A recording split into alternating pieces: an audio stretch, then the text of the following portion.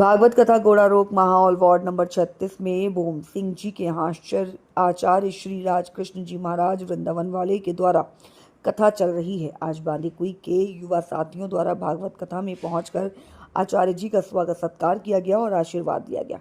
इसमें टीम के साथी दीपक तिवारी, हर्ष शर्मा, अर्जुन सोनी, गोविंद जेमन, केशव तिवारी, विशाल खंडेलवाल, श्रीराम गुर्जर, कीरतपुरा, नाथूलाल पटेल, कंवरपुरा, राजकुमार, वीरेंद्र कंवरपुरा आदि मौजूद रहे।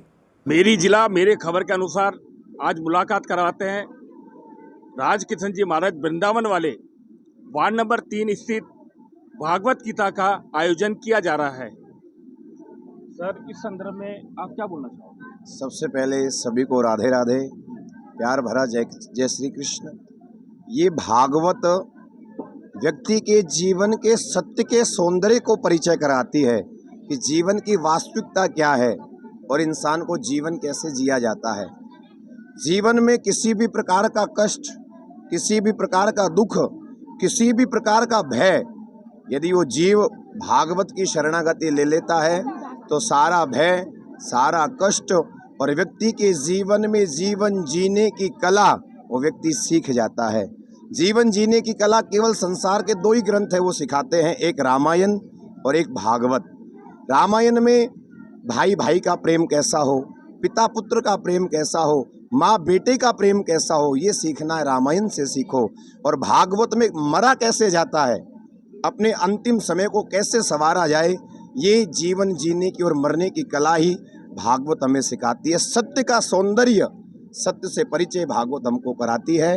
वैसे मेरी जन्मभूमि आपके दौसा जिले में ही बांदीकुई उपखंड के पास में फुलेला गांव में ही है। शिक्षा दीक्षा वृंदावन में हुई।